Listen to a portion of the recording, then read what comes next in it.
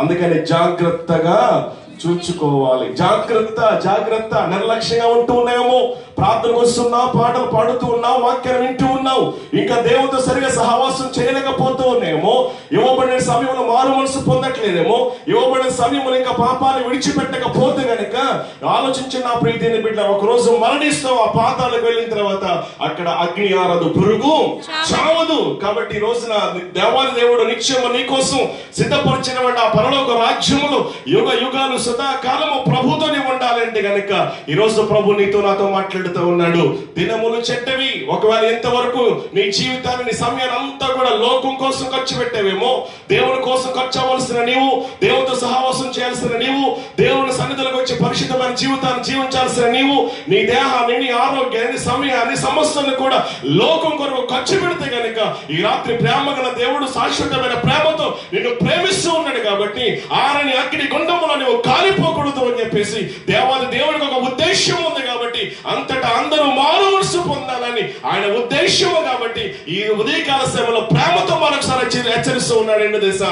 దినములు చెడ్డవి కాబట్టి సమయాన్ని నువ్వు పోనివద్దు. ఒకవేళ అజ్ఞానంగా ఉంటూ ఉన్నాయేమో, చాలా నిర్లక్ష్యంగా ఉంటూ ఉన్నాయేమో, ఎన్ని వర్తమానాలు వింటూ ఉన్నా, ఎన్నిసార్లు దేవుడి సత్తకు వస్తూ ఉంటున్నా విడిచిపెట్టండి, మానండి అని చెప్పేసి పరిశుద్ధాత్మ దేవుడు హెచ్చరిస్తూ ఉంటూ ఉన్నప్పటికీ ఇంకా లోక స్నేహములో, లోక ప్రేమను ఆకర్షిస్తూ ఉందేమో, దేవుతో సరిగా సహవాసం చేయలేకపోతూ ఉన్నాయేమో, పరిశుద్ధమైన జీవితాన్ని జీవించలేకపోతూ ఉన్నాయేమో.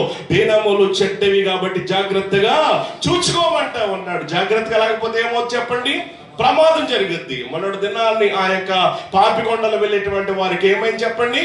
జాగ్రత్తగా ఉంటే కనుక ప్రమాదం జరిగి ఉండనే. ఈ రోజు అన్ని కుటుంబాలు అలా ఏడ్చేటువంటి వారా? టైటానిక్ షిప్ మునిగిపోవడానికి కారణం ఏంటి? అంతకు ముందు ఒక షిప్ ప్రయాణం అవ్వలేదా? ఐస్ బర్గ్ ఉందని చెప్పేసి చెప్పలేదా? ఆలోచించండి, వేగాన్ని తగ్గించండి, దిశను మార్చుకోండి అని చెప్పేసి ఒక హెచ్చరిక ఇచ్చినప్పుడు కానీ జాగ్రత్తగా ఉండాల్సినటువంటి వారు అజాగ్రత్తగా నిర్లక్ష్యంతో ఉన్నారు. కాబట్టి ఆలోచించండి, ఓడలు మునిగిపోతూ ఉన్నాయి అజాగ్రత్త వల్ల, ఫ్లైట్లు కూలిపోతూ ఉన్నాయి అజాగ్రత్త వల్ల, విమానాలు దారి తప్పిపోతున్నాయి అజాగ్రత్త వల్ల, కుటుంబాలు నాశనం అవుతూ ఉన్నాయి. కుటుంబంలో భర్త ఉండాల్సిన వాళ్ళు చేయాల్సిన పనులు చేయట్లేదు కాబట్టి, భార్య చేయాల్సిన పనులు చేయట్లేదు కాబట్టి, నిర్లక్ష్యంగా ఉంటూ ఉన్నారు. కాబట్టి కుటుంబాలు నాశనం అవుతున్నాయి, సమాజాలు నాశనం అవుతూ ఉన్నాయి. నా ప్రియదేని బిడ్డలారా, అయితే ఉదయకాల సమయంలో దేవాదేవుడు నీతో నాతో మాట్లాడుతూ ఉన్నాడు. జాగ్రత్తగా చూచుకోండి అంటూ ఉన్నాడు. ఆ రోజు రాబోతా ఉంది, అసలు ఎవరు కూడా నిన్ను తప్పించలేరు. దుర్దినములు రాకముందే, అపాయకరమైన దినాలు రాకముందే, చీకటి కమ్మకముందే, దేవునికి ఉగ్రత మీదకి రాకముందే ఆలోచించిన ప్రీతిని బిడ్డలారా, జాగ్రత్తగా చూచుకో అంటే ఉన్నాడు. జాగ్రత్తగా చూచుకో. జాగ్రత్తగా ఉండాల్సిన నువ్వు జాగ్రత్తగా లేదేమో. మరొకసారి ఈ దినాన పరిశుద్ధాత్మ దేవుడు నిన్ను హెచ్చరిస్తూ ఉన్నాడు. ఎందుకు హెచ్చరిస్తున్నాడు తెలుసా? నీ మీద కోపంతో కాదు, నీ మీద పగతో కాదు. మన తల్లిదండ్రులుగా మనము ఉంటూ ఉన్నాం, మన బిడ్డలు మనం ఏం చేస్తూ ఉన్నాం? హెచ్చరిస్తూ ఉన్నాం. జాగ్రత్త బాబు, జాగ్రత్త బాబు అని చెప్పేసి పదే పదే వారితో మనం మాట్లాడుతూ ఉన్నాం. ఎందుకని? వారు దారి తప్పిపోకూడదు, పొరపాటు చేయకూడదు, ఏ పాపంలో వారు పడిపోకూడదు, శత్రువు చేతులు వారు చిక్కబడకూడదు. నా కుమారుడు, నా కుమార్తె క్షేమంగా ఉండాలి, భద్రంగా ఉండాలి అని చెప్పేసి లేచిన దగ్గర నుంచి ఈ రోజు వరకు కూడా బిడ్డలకు ఫోన్ చేశారు, కుటుంబానికి ఫోన్ చేసి మాట్లాడితే ఎన్నిసార్లు ఆ మాట మనం చెప్పుంటాము, అవునా కదా? జాగ్రత్త జాగ్రత్త జాగ్రత్త అని చెప్పేసి. అయితే ఎందుకు మనం చెప్తూ ఉన్నాం? మనము మన బిడ్డల్ని ప్రేమిస్తున్నాం కాబట్టి, దేవాదేవుడు మనల్ని కూడా ప్రేమిస్తూ ఉన్నాడు. కాబట్టి నీవు రాంగ్ ట్రాక్ లో ఉన్నావేమో, అందుకే ఈ మధ్యాహ్న కాసేపు దేవుడు మాట్లాడుతూ ఉన్నాడు. నీవు సరైన ట్రాక్ లోకి వచ్చావంటే, ఇందా చెప్పాను కదా, అసలైనటువంటి జాబ్ పెట్టి నీకు దొరుకుద్ది. దేవునికి స్తోత్రం కలిగిన గాక. హల్లెలూయా, హల్లెలూయా, హల్లెలూయా. వ్యభిచారులు ఏడ్చే రోజు, పాపులంత దొర్లే రోజు, వ్యభిచారులు ఏడ్చే రోజు, పాపులంత ఏడ్చే రోజు, అబద్ధికులు అరిచే రోజు, దొంగలంత దొర్లే రోజు, అబద్ధికులు అరిచే రోజు, దొంగలంత దొర్లే రోజు, ఆ రోజు శ్రమ నుండి తప్పించే నాదుడు లేడు. ఆ రోజు ఎవరు తప్పిస్తారు చెప్పండి? నీ బలం, నీ అండ, లేకపోతే నీ కండబలం, నీ యొక్క హోదా, నీ పలుకుబడి, నీ కులం నిన్ను రక్షించగలదా? ఏది కూడా నిన్ను రక్షించ చాలా రక్షించజాలదు. నీవు రక్షించబడాలంటే, ఆ ఉగ్రత దినాలు ఏడవకుండా ఉండాలంటే, ఆ ఉగ్రత దినాలు తప్పించబడాలి అంటే గనక దేవాదేవుడు ప్రేమతో మనం చేస్తూ ఉన్నాడు. ఇదే మిక్కిలి అనుకూలమైన రక్షణ సమయం. ఇంత గొప్ప రక్షణ నిర్లక్ష్యం చేస్తే గనక మనము ఎట్లా తప్పించుకుంటాం? ఇప్పుడు ఇక్కడ తప్పించుకోవచ్చు కదా, అక్కడికి వెళ్ళిన తర్వాత మనము తప్పించుకోలేము. ఎవరి వల్ల కూడా సాధ్యము కాదు. బైబిల్ గ్రంథంలో ఏ విషయాల్లో మనం జాగ్రత్తగా ఉండాలో ఇది నా 3 విషయాలు జ్ఞాపకం చేస్తాను. దానికంటే ముందుగా ఒక ఇద్దరు నేను మీకు పరిచయం చేస్తాను. జాగ్రత్తగా ఉండాల్సిన వారు జాగ్రత్తగా లేరు కాబట్టి వారు ఏమయ్యిందో, ఈ రోజు నీవు కూడా జాగ్రత్తగా లేకపోతే కనుక మన పరిస్థితి కూడా అలాగే ఉంటానన్న సత్యాన్ని ఇద్దరు మనం నేర్చుకోవాలి. చూడండి నా ప్రియమైన బిడ్డలారా, న్యాయాధిపతుల గ్రంథంలో 13, 14, 15, 16 అధ్యాయాలు చదివితే కనుక అక్కడ ఒక వ్యక్తి మనకు కనబడతారు. ఎవరా వ్యక్తి చెప్పండి? ఎవరైనా చెప్తారా? సంసోన్ అంటే అలాంటి వాడు చెప్పండి, చాలా బలవంతుడు. ఏం చేస్తాడు? బలంతోటి ఒక్క పచ్చి గాడి దవడ ఎముకతో ఎంతమంది చంపేస్తాడు? 7 నక్కలు పట్టుకున్నాడు. ఏమండి చెప్పాలా? 300, 3000. దేవునికి స్తోత్రం కలిగింది కాక. హల్లెలూయా. చాలా బలవంతుడు. అలాంటి బలవంతుడు పుట్టక ముందే దేవుని ప్రణాళిక ఎవరి మీద ఉంది? సంసోను మీద ఉంది.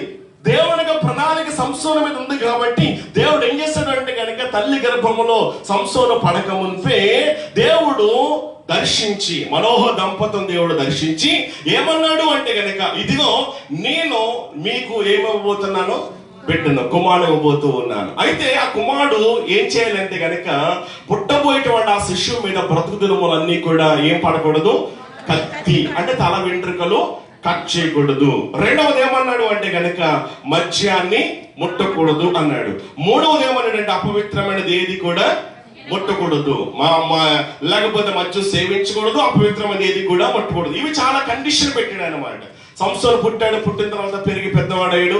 పెద్దవాడైన తర్వాత టిప్ టాప్ గా తయారయ్యి బయటికి వెళ్తా ఉంటుంటే, ఎక్కడికి వెళ్తున్నావు అంటే కనుక నేను ఒక అమ్మాయిని చూస్తాను, ఆ అమ్మాయి నాకు పెళ్లి చెయ్యాలని చెప్పేసి పట్టుపడితే తల్లిదండ్రులు ఏమన్నారు?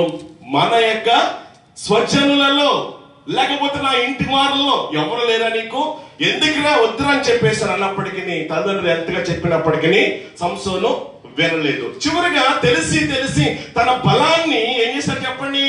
ఒక అన్య స్త్రీ చేతిలో పెట్టేశాడు. ఆ అన్య స్త్రీలో పెట్టడం ద్వారా స్త్రీ ఏం చేస్తా ఉంది? దినదినము సంసోన్ని వేధిస్తూ ఉంది. నీ బల రహస్యం ఏంటో మాకు చెప్పాలా? ఎందుకో తెలుసా?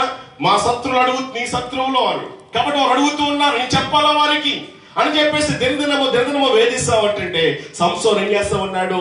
రోజుకు ఒక మాట చెప్పి ఏం చేస్తా ఉన్నాడు? తప్పించేసుకుంటూ ఉన్నాడు. తప్పించేసుకుంటా ఉంటుంటే ఇక అలా చేస్తా ఉంది. ఎలా? సంసోను ఏమని చెప్తున్నాడు దాని ప్రకారం చేస్తా ఉంది. ఎవడు పడుకుంటూ ఉన్నాడు, దెలీలేమో సంసోన్ని మీదకి వస్తా ఉన్నారు. లేచి మరి అంటే గనక నిద్రపోతున్న సంసోన్ని సంఖ్యలతో కట్టేసిన పెద్ద పెద్ద రాళ్ళు లేకపోతే గొలుసులతో బంధించినప్పటికీ ఏం చేస్తా ఉన్నాడు? దారపు మనం తెంపినట్లుగా అటువంటి ఇనప సంఖ్యల్లో పెద్ద పెద్ద త్రాళ్లను తెంపేస్తా ఉన్నాడు. ఇక దెలీలాకి చిరాకు పుట్టింది అనమాట. చిరాకు వచ్చి సంసోను అంటా ఉంది, సంసోను ఇదిగో నిజంగా నీవు నన్ను ప్రేమిస్తున్నావా? నిజంగా నన్ను ప్రేమిస్తున్నట్లయితే నువ్వేం చేస్తావు? నన్ను ఇన్నిసార్లు మోసం చేయవు, ఇన్నిసార్లు నన్ను అవమానానికి గురి చేయవు. నువ్వు నా బంగారం అన్నావు, నువ్వు నా ప్రాణం అన్నావు, ఏది ఇదేనా? నిజంగా ప్రేమ అనేది నా మీద ఉంటే కనుక ఏదో చెప్పు, నీ బల రహస్యం ఎక్కడుందో నాకు చెప్పాలా అంటే దినదినము దెలీలా సంసోన్ని చెప్పండి ఏం చేస్తా ఉంది? వేధిస్తా ఉంది. కాబట్టి ఇక ఆమె పోరు పడలేక ఏం చేశాడు? ఉన్నది కాస్త అంటే సీక్రెట్ అంతా కూడా చెప్పేశాడు అనమాట. నేను పుట్టినప్పటి నుండి ఇలాగా కాబట్టి నా తల మీద ఏం రాలేదు, నా తల మీదకి మంగళకత్తి రాలేదు, నేను ఇలా జీవిస్తా ఉన్నాను. కాబట్టి ఒకవేళ నా జుట్టు కనుక కట్ చేస్తే నా బలం పోద్ది అని చెప్పేసి బల రహస్యం చెప్పేసేసరికి దెలీలా గుర్తించింది, ఈసారి నిజంగానే చెప్పాడు అని చెప్పేసి గుర్తించి ఆ రోజు చక్కటి ఏమండి మసాలా వేసి చక్కటి బిర్యానీ వండి ఏమండి రకరకాల పిండి వంటలు తయారు చేసి ఏమండి చక్కగా పేకల దాకా తినేటట్లుగా పెట్టింది అనమాట. ఇక పేక దాకా తినేసరికి ఏమొస్తుంది చెప్పండి? మొత్తం వస్తుంది కదా. చక్కగా అమ్మగారు తొడల మీద పడుకోబెట్టుకుని లాలిపాట పాడి చక్కగా నిద్రపుచ్చిన పనివాడిని పిలిచి ఏం చేసింది? 2 చేతులు కాళ్ళు కట్టేసింది. మరొక వ్యక్తి కబురు పంపించింది. వాడు వచ్చి ఏం చేశాడు? జుట్టు కాస్త కత్తిని ఏం చేశాడు? ఫిలిస్తీన్లకి ఏం పంపించింది ఈవిడ? కబురు పంపించింది. ఏమని? ఈసారి నా భర్త రహస్యం చెప్పేశాడు కాబట్టి రండి అని చెప్పేసి కబురు పంపించింది. వచ్చేసిన రాగానే తెలియదు ఏమంటుంది తెలుసా? సంసోను, ఫిలిస్తీన్లు నీ మీద పడుతున్నారు, నీ మీదకి వస్తున్నారయ్యా సంసోను అంటే గనుక దేవుడి యొక్క వాక్యం రాయబడి ఏంటో తెలుసండి, సంసోనుకి తెలియనటువంటి ఒక విషయం, దేవుడు అక్కడ చేసినటువంటి కార్యం ఏంటంటే గనుక అప్పటి వరకు కూడా దేవుని యొక్క ఆత్మ బలముగా సంసోను మీద ఉన్న కాలము చేత మేక పిల్లను ఏం చేశాడు చెప్పండి? చీల్చినట్టుగా సింహాన్ని చీల్చివేశాడు. పచ్చి గాడిద దవడ ఎముకతో 1000 మందిని చంపేశాడు. 300 లెక్కలు పట్టుకున్నాడు. అద్భుతంగా ఎన్నో విషయాలు సాధించాడు. ఎందుకు తెలుసా? దేవుని యొక్క బలమైన ఆత్మ అభిషేకము సంసోను మీద ఉన్న కారణాన. ఇప్పుడు చూడండి, ఎప్పుడైతే నాజీరు చేయబడినటువంటి వాడు, దేవుడికి ప్రత్యేకించబడినటువంటి ఈ సంసోను, అయ్యో నేను దేవుడికి నాజీరు చేయబడినటువంటి వాడనే, దేవుడికి ప్రత్యేకించబడినటువంటి వాడనే, దేవుడు నేను బయటలో లేకపోతే భూమి మీద పడక ముందే నా తల్లిదండ్రులకు దేవుడు ఒక ఉద్దేశముతో, ఒక ప్రణాళికతో, ఒక సంకల్పం కలిగి దేవుడు నన్ను భూమి మీదకి పంపించాడే. ఈ రోజు నా ఉద్దేశాన్ని నెరవేర్చాలి. తెలిసి నా జీవితాన్ని ఈ యొక్క అన్య స్త్రీలు ఎందుకు పెట్టాలి అని చెప్పేసి సంసోను జాగ్రత్తగా ఉండాల్సినటువంటి వాడు, దేవుడికి భయపడాల్సినటువంటి వాడు. ఇప్పుడు సంసోను ఏం చేశాడు అంటే గనుక బలాన్ని చెప్పేయటం వల్ల స్త్రీ ఏం చేసింది చెప్పండి? సంసోను యొక్క జుట్టును కత్తిరించింది, శుభ్రంగా గుండు చేసేశారు. సంసోను నీ మీదకి వస్తున్నారు అంటే గనుక సంసోను అనుకున్నాడంట, ఎప్పటి వల్లనే విరచిమ్ముకుందాం అనుకున్నాడంట. ఎప్పటి వల్లనే విరచిమ్ముకొని నా సత్తాను చూపిందాం అనుకున్నాడు. కానీ అప్పటికే దేవుని ఆత్మ ఏమైపోయింది చెప్పండి? ఎడబాసిపోయింది. ఎడబాసి లేకపోతూ ఉన్నాడు, కదలలేకపోతూ ఉన్నాడు. శత్రువు వచ్చాడు, పట్టుకున్నాడు, తీసుకుని వెళ్ళిపోయారు. 2 చేతులకి స్తంభాలు కట్టేశారు. కట్టేసి ఏం చేసిన దేశాన్ని? కళ్ళు 2 పీకేశారు. 2 కళ్ళు పీకేశారు. అదే జాగ్రత్తగా ఉంటే గనక ఆలోచించండి. తల్లిదండ్రులు హెచ్చరించినప్పుడు నేను ప్రత్యేకించబడిన వాడనే, ఆలోచించండి. నా తల మీద జుట్టు కత్తిరించుకోవడం దేవుడు ముందుగా చెప్పాడు, నా తలని కట్ చేయొద్దని, నేను జాగ్రత్తగా ఉండాలి అని చెప్పేసి ఆలోచించండి. నా ప్రియ దేని బిడ్డలారా, జాగ్రత్తగా ఉండాల్సిన సంసోను నిర్లక్ష్యంగా ఉన్నాడు కాబట్టి 2 కళ్ళు పీకేశారు. నా ప్రియ దేని బిడ్డ. మరొక వ్యక్తి మీకు పరిచయం చేస్తాను. సౌలు జీవితాన్ని మనందరూ తెలుసు. సౌలు ఎలాంటి వాడంటే గాడిదలు అంటే తప్పిపోయేటువంటి గాడిదలను వెతుక్కుంటా ఉన్నాడు. వెతుకులు ఆడుతా ఉంటే దేవుడు చూచి పాపం ఇశ్రాయేలు మీద మొట్టమొదటి రాజుగా దేవుడు చేశాడు. చేసిన తర్వాత సౌలు ఎంత జాగ్రత్తగా ఉండాలి, ఎంత జాగ్రత్తగా దేవుడి కార్యాలు చేయాలి. అయ్యో ఇలాంటి నన్ను దేవుడు తీసుకొచ్చి ఏం చేశాడు? సింహాసనాన్ని నాకు ఇచ్చాడే, ప్రజలు ఆ అధికారాన్ని హోదా నాకు ఇచ్చాడే, నేను జాగ్రత్తగా ఉండాలి అన్నటువంటి సౌలు ఏం చేశాడు చెప్పండి? సాహసించి ఏం చేశాడు? బలి అర్పించేశాడంట. ఆత్మీయ తండ్రి సమూయేలు రావటం ఆలస్యమైంది. ఆలస్యమయ్యేసరికి ఏం చేశాడు చెప్పండి? ఇక్కడ చేయాల్సిన కార్యక్రమం ఎవరు చేయాలి? అసలు అది సమూయేలు చేయాలి. వెంటనే సమూయేలు వచ్చేసరికి అంత చేసేసరికి సమూయేలు ఏమన్నా తెలుసా? ఇదిగో దేవుడు ఈ పని ఎందుకు నువ్వు చేస్తావు? ఇంత మరి లేకపోతే కనుక అవివేకపు పని చేయటాన్ని ఎందుకు సాహసించావు? కాబట్టి దేవుడు ఏమన్నాడో తెలుసా? నీ నీ యొక్క వంశాన్ని, నీ తరాన్ని దేవుడు ఏం చేయకున్నాడు? శాశ్వతంగా సదాకాలం ఉన్నట్లుగా దేవుడు ఆలోచించాడు. కానీ ఈ రోజున అవివేకపు పని చేయటం ద్వారా ఈ రోజున నీకంటే ఒక మంచి వ్యక్తిని దేవుడు కనుగొన్నాడు. కాబట్టి ఆ వ్యక్తికి దేవుడు ఏం చేశాడు? సింహాసనాన్ని ఇచ్చేశాడు. ఇదిగో ఈ అధికారము, ఈ హోదా, ఈ పేరు నీ దగ్గర నుంచి తీసివేయబడతా ఉంది అని చెప్పేసి సమస్తాన్ని కూడా కోల్పోయాడు. కారణం ఏంటంటారు? అజాగ్రత్త. అందుకే దేవుడు ఏమన్నాడు? దుర్దినములు రాబోతూ ఉన్నాయి. రాకముందే, చీకటి కమ్మకముందే, ఉగ్రతనేమి దిగిరాకముందే, దేవుడికి శాపమని అనుభవించక ముందే దినాలు చెడ్డవి, జాగ్రత్తగా నడుచుకోమంటా ఉన్నాడు. ఆలోచించండి. ఈ రోజు మంది కాదు, రేపు మంది కాదు, ఈ రోజే మనది. దినాలు చెడ్డవి. అందుకే రేపైనాను నేడైనాను ఒకనొక పట్టణం వెళ్ళి అక్కడ 1 సంవత్సరం ఉండి వ్యాపారం చేసి లాభము రేపేమి జరుగును మీకు? మీ జీవం వ్యాపారది ఇంతలో కనబడి అంతలో మాయమైపోయే ఆవిరి వంటి. కాబట్టి దినాలు చెడ్డవి, జాగ్రత్తగా ఉండాలి, జాగ్రత్తగా ఉండాలి. జాగ్రత్తగా లేకపోతే ఏం జరిగి చెప్పండి? ప్రమాదం జరుగుతుంది. అజాగ్రత్త వల్ల ఎన్నో ప్రమాదాలు జరుగుతున్నాయా లేదా? కాబట్టి మన ఆధ్యాత్మిక జీవితంలో జాగ్రత్తగా లేకపోతే గనక మీ విరోధుడు అపవాదైన సాతాను గర్జించు సింహం వలె తిరుగులాడుతూ ఉన్నాడు. కాబట్టి నువ్వు జాగ్రత్తగా ఉండాలా, జాగ్రత్తగా ఉండాలి. ఏ విషయాలు జాగ్రత్తగా ఉండాలి?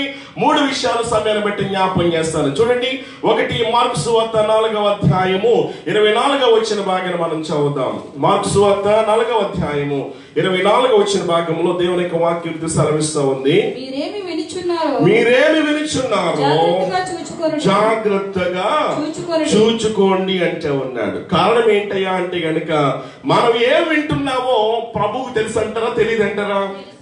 కాబట్టి ఏం చేయాలి? క్రైస్తవులుగా, విశ్వాసులుగా, క్రీస్తు రక్తంలో కడగబడిన మనం, ప్రత్యేకించబడినటువంటి వారుగా ఉంటున్న మనం ఏం చేయాలి అంటే గనక ఏది పడితే అది వినటానికి వీలు లేదు. ఏది పడితే అది వినటానికి వీలు లేదు. చూడండి, 23వ వచన భాగంలో యేసయ్య చెబుతూ ఏమన్నాడు? చెవులు గలవారు వినుగాక అన్నాడు. చెవులుంటే వింటారా? వినరా? వింటారు. చెవులు గలవాడు వినుగాక అని చెప్పేసి చెబుతూ 24వ వచనం వచ్చేసరికి యేసు ప్రభు ఏమంటున్నాడు? నీకు చెవులుంటే వింటావు అని చెప్పేసి 24వ వచనం ఏమంటాడు తెలుసండి? మీరేమి వినుచున్నారో జాగ్రత్తగా చూచుకోవాలి అంట. మన హృదయం పవిత్రంగా ఉండాలంటే మనం ఏం వింటున్నామో జాగ్రత్తగా చూచుకోవాలి. మనం ఏం వింటున్నామో అవే మన మీద ఏం చేస్తూ ఉంటాయి? ప్రభావితం చేస్తూ ఉంటాయి. కాబట్టి విశ్వాసంగా, క్రైస్తవులంగా మనము వినకూడనివి చాలా ఉంటూ ఉంటాయి. కాబట్టి వ్యర్థమైన వాటికి మనం ఏమివ్వకూడదు చెప్పండి? చెవును ఇవ్వకూడదు. వ్యర్థమైన వాటికి మనం చెవుని వినియోగించకూడదు, ఉపయోగించకూడదు. అందుకని బైబిల్ గ్రంథంలో ఎన్ని రకాల చెవులు గలవున్నా తెలుసా? చాలా రకాల చెవుల గురించి చెబుతూ ఉన్నాడు. ఒకటేమో దురద చెవులు అంట. ఏ చెవులండి? దురద చెవులు. ఈ దురద చెవులు అనేటువంటి వారు ఏం చేస్తూ ఉంటారు? ఆ రోజు ఏదో ఒక చెడు మాటలే వినాల వాళ్ళు. అందుకే స్టీవెన్సన్ అనుకుంటాను చక్కటి మాట పాడు పాట కదా. ఏ పాట అది? కల్పించిన కథలంటే చెవు కోసుకుంటావమ్మా, చెడు మాటల సభలంటే నువ్వే ముందుంటావమ్మా. కల్పించిన కథలంటే చెవు కోసుకుంటావమ్మా, చెడు మాటల సభలంటే నువ్వే ముందుంటావమ్మా. విన్నదానికే కసురు వేసి ఉన్నదాన్ని మార్చేసి, విన్నదానికే కసురు వేసి ఉన్నదాన్ని మార్చేసి ఉండాలో చెప్పవద్దమ్మా, నోటికి ఉండాలి రక్తమ్మా. ఏంటంట? కల్పించిన కథలకి మనం ఏం చేస్తాం చెప్పండి? చెవు కోసేసుకుంటాం. అప్పుడు మన చెవులు ఏం చెవులు అయిపోతాయి? నీకు చెవులు అయిపోతా ఉంటాయి. అవునంట, అలాగంట. నీకు తెలియదు, నాకు ఎప్పుడో తెలిసి మాట. నీకు ఇప్పుడే తెలుసా? నాకు ఎప్పుడో తెలుసు. నిజమే, నీకు తెలీదా? నిజమేనంట. అలా చెప్పుకోండి, అలా చెప్పుకుంటా అని చెప్పేసి అంట. అలా చెప్పినప్పుడు నువ్వేమనాలా? క్రైస్తవులుగా నోరు మూసుకో. అదేం మాట? ఒక విశ్వాసిని, ఒక దేవుని బిడ్డను, సేవకుల్ని, పెద్దలను అలా విమర్శించకూడదు, అలా మాట్లాడకూడదు. ఒకవేళ నువ్వు ఎలా వెళ్ళావో అది మంచి పద్ధతి కాదు. ఇప్పుడైతే నా దగ్గర విషయం చెప్పావు కానీ ఎక్కడ కూడా ఇంకా నోరు ఎత్తొద్దు. నోరు మూసుకో. నోటికి ఉండాలి హద్దు.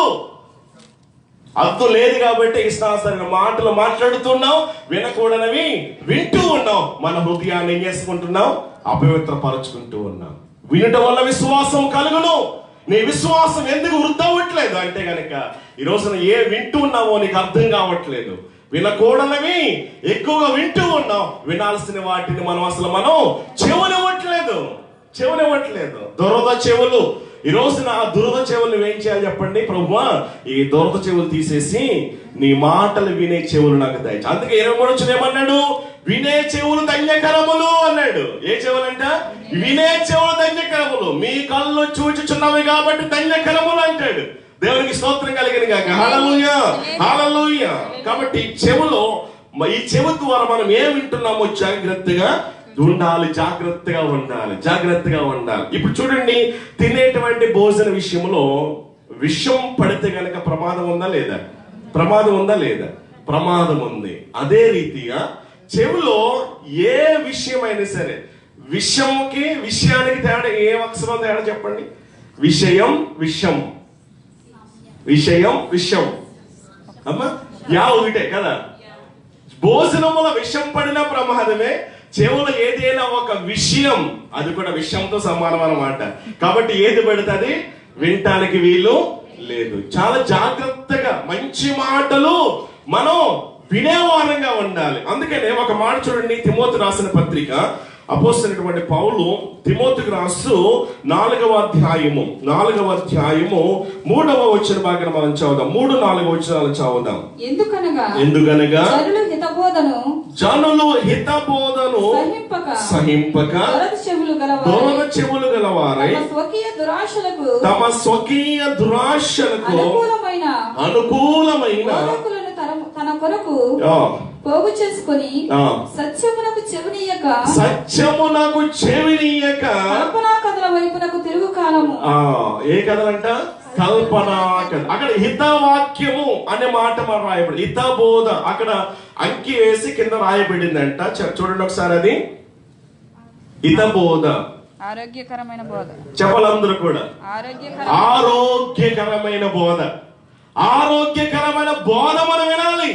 మంచి మాటలు మనకి ఏం చేస్తా చెప్పండి? ఆరోగ్యం ఇస్తా ఉంటది. ఏమన్నా అసత్యపు మాటలు మనం వింటే గనుక మన యొక్క శరీరానికి ఎలా ఉంటది?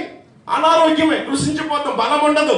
కాబట్టి మంచి మాట మనం ఏం చేయాలంటే కనుక ఇతరుల్ని మనం ప్రోత్సాహపరిచే వారిగా, ఇతరుల్ని ఆదరించే వారిగా ఎవరు మనం మాట్లాడుతూ ఉండాలి. అంత మాత్రమే కాదు కానీ మనం వినేటువంటి మాటల్లో కూడా ఎంతవరకు పవిత్రత ఉంది.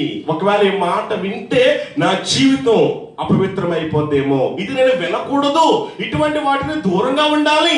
ప్రభు చెప్పాడు, దురద చెవులు కలిగి సత్యానికి చోటిచ్చినటువంటి వారుగా మీరు అలా ఉంటూ ఉన్న సత్యానికి చోటివ్వండి. హితవాక్యము చూసారా, చెవునివ్వట్లేదంట. దేనికి? హితవాక్యం. మంచి బోధకు ఎవరు చెవునివ్వట్లేదు. అసత్యం అంటే మనం ఏం చేస్తా ఉన్నాం? పడి చచ్చిపోతూ ఉన్నాం. కాబట్టి సత్యానికి మనం ఏం చేయాలి చెప్పండి? చెవునిచ్చేవారుగా ఉండాలి. వీరు ఎలాంటి వారు? దురద చెవులు. మరొక చెవులు ఉన్నారు చూడండి. ఎబ్రాయీయుల రాసిన పత్రిక 5వ అధ్యాయము 11వ వచన భాగంలో అక్కడ దేవునికి వాక్యం ఏం చెబుతా ఉంది? 5:11 మేము చెప్పవలసిన అనేక సంగతులు ఉన్నవి కానీ మీరు వినుటకు మందులైనందున. చూడండి, వినుటకు ఎలా ఉన్నారంట? మందులైపోయారు. అంటే మంద చెవులు వినేటువంటి వారిగా ఉన్నారు. వినటానికి చాలా ఉన్నాయి చెప్పడానికి, కానీ వినటానికి ఏమలేరు. అందుకని యాకోబు పత్రికలో దేవుడు ఏమంటా ఉన్నాడు? యాకోబు పత్రిక ద్వారా మీరు వినటానికి ఏం చేయాలంట? వేగిరపడాలి. ఏం చేయాలి చెప్పండి? వేగిరపడాలి. మాట్లాడటానికి నిదానించాలి, కోపగించడానికి నిదానించాలి. ఈ రెండు విషయాలు ఏమంటున్నాడు? నిదానించండి, ఆలోచించండి అంటున్నాడు. కానీ వినటానికి మీరు ఏం చేయాలంట? వేగిరపడాలి. ఈ రోజున దేవుని వాక్యాన్ని నువ్వు చోటిస్తున్నావా? దేవుని వాక్యాన్ని వినే చెవులు నీకు ఉన్నాయా? ఆలోచించండి. సత్యమైనటువంటి వాక్యాన్ని ఆలోచించి, లేకపోతే కనుక అబద్ధపు మాటలు, కల్పిత మాటలు, అసత్యానికి నీవు కనుక చోటిస్తూ ఉంటే కనుక ఈ మధ్యాహ్న కాల సమయంలో ప్రభువా వినే చెవులు ధన్యకరములు అన్నవయ్యా, నా చెవులను నీ మాటలు వినే భాగ్యము నాకు దయచే ప్రభు అని చెప్పేసి మనం ఏం చేయాలి చెప్పండి? ప్రార్థించేటువంటి వారిగా ఉండాలి. 3వ రకం చెవులు ఉన్నాయి. లోక సువార్త 8వ అధ్యాయము 15వ వచన భాగం చూడండి ఒకసారి. అపోస్తలుల కార్యగ్రంథం 17:11 కూడా మనకు చదవండి. మంచి నేల నుండి చూడు, యోగ్యమైన మంచి మనస్సుతో వాక్యమును విని దానిని అవలంబించు ఓపికతో వీరికి ఎలాంటి చెవులు ఉన్నాయి చెప్పండి? మంచి చెవులు ఉన్నాయి. దేవునికి స్తోత్రం కలిగింది గాక. ఒక రకం చెవులు ఎలాంటి వారు? దురద చెవులు. రెండో రకం ఎలాంటి వారు? చాలా మందులుగా ఉన్నారు. తర్వాత 3వ రకం మంచి చెవులు విన్నటువంటి వారు. ఈ మంచి చెవులు గల వారు ఏం చేస్తూ ఉన్నారు? యోగ్యమైన మనస్సుతో వాక్యాన్ని ఏం చేస్తూ ఉన్నారు? ఆ సత్యమైనటువంటి బోధను, ఆరోగ్యకరమైనటువంటి బోధను, సమాధానకరమైన బోధను, మేలు చేసే మాటలు, ఆలోచించండి, కుటుంబాన్ని నిలబెట్టే మాటలు, ఎలా దీవించాలో, ఎలా ఆస్వాదించబడాలో ఆ మాటలు వారు వినటం ద్వారా వారికి ఆరోగ్యాన్ని కలిగి జీవిస్తూ ఉన్నారు. ఇప్పుడు చూడ ఆ యోగ్యమైన మనస్సుతో వాళ్ళు ఏం చేస్తున్నారంటే కనుక వాక్యాన్ని వింటూ ఉన్నారు కాబట్టి, ఆ వాక్యాల ప్రకారం జీవించుకుంటున్నారు కాబట్టి, వాక్యాల ప్రకారం అనుసరిస్తూ ఉన్నారు కాబట్టి వారు ఏం చేస్తూ ఉన్నారు అంటే కనుక 30దంతలుగాను 60దంతలుగాను 100ంతలుగా ఫలిస్తూ ఉన్నారంట. 17-11 చూడండి. అపోస్తలులు 17-11, అపోస్తలుల గ్రంథం 17-11 కూడా ఒకసారి చదవండి. మీరు తెస్సలోనికలో ఉన్న వారి కంటే గనులై ఉండిరి గనుక ఆసక్తితో వాక్యమును అంగీకరించి పౌలును శీలాయును చెప్పిన సంగతులు అలాగున్నవో లేదో అని చెప్పేసి వారు ఏం చేస్తా ఉన్నారంట, పరిశీలన చేస్తా ఉన్నారంట. ఎవరు వీళ్ళు? గనులైనటువంటి తెస్సలోనిక సంఘపు వారు. వీళ్ళు ఏం చేస్తా ఉన్నారు చెప్పండి? మంచి చెవులటువంటి వారిగా పౌలు శీల చెబుతున్న మాటలు వారు జాగ్రత్తగా వింటున్నారంట. ఆసక్తితో వింటూ ఉన్నారంట. ఆసక్తితో వారు వింటూ ఉన్నారు కాబట్టి నిజంగా ఆ మాటలు అలా ఉన్నాయా లేదా అని చెప్పేసి, ఒకవేళ ఈ మాటలు సత్యం ఎంత అసత్యం ఎంత, మేము ఒకవేళ ఈ మాటలు వింటే మాకు ఎంతవరకు ఆరోగ్యకరంగా ఉంటది, లేకపోతే కనుక ఈ మాటలు మాకు ఎంతవరకు కీడును నాశనం చేస్తూ ఉంటాయి, మేము జాగ్రత్తగా ఉండాలని చెప్పేసి వాళ్ళు ఏం చేస్తూ ఉన్నారు తెలుసండి, లేఖనాలను వాళ్ళు పరిశీలన చేస్తూ ఉన్నారు. దేవునికి స్తోత్రం కలిగిన గాక. హల్లెలూయా, హల్లెలూయా. చూసారా, ఎప్పుడైనా వాక్యము విన్న తర్వాత, రాసుకున్న తర్వాత ఇంటికి వెళ్ళి సేవకులు అలా చెప్పారా లేదా, ఏదైనా పొరపాటు చెప్పారా, సత్య వాక్యము ఉన్నది ఉన్నట్లుగా వాక్యానికి విరుద్ధమైన బోధ చేశారా, లేకపోతే కనుక వాక్యానికి తగినట్లుగా బోధ చేశారా లేదా, ఎంతవరకు ఈ రోజున దీవించబడ్డ మాటల ద్వారా చెప్పేసి ఇంటికి వెళ్ళి ఎప్పుడైనా మనం పరిశీలన చేస్తా ఉన్నామా? ఏమంటే బైబిల్ గ్రంథాలు తెరవగలుగుతున్నామా? ఒక శుక్రవారమైనా ఓపెన్ చేసేది బైబిల్, ఒక ఆదివారం, ప్రతి రోజు కూడా దేవుడి వాక్యాన్ని తెరిచి మనం దేవుడి వాక్యం దగ్గరకు వస్తే కనుక దేవుడి వాక్యము మనం ఎలాగుండాలి ఏంటో చెబుతా ఉంటది.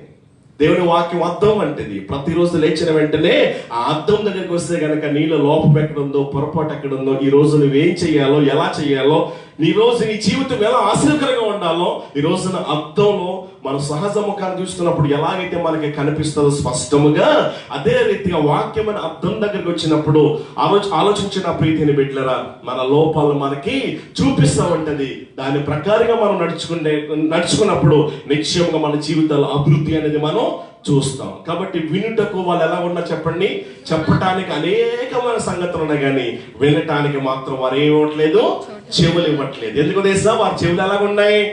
దురద చెవులుగా ఉన్నాయి. రెండవది ఎలా ఉన్నాయి? చాలా మందంగా వాళ్ళు కలిగి ఉన్నారు. ఏమంటే వింటున్నారు, చెవులు అన్నమాట.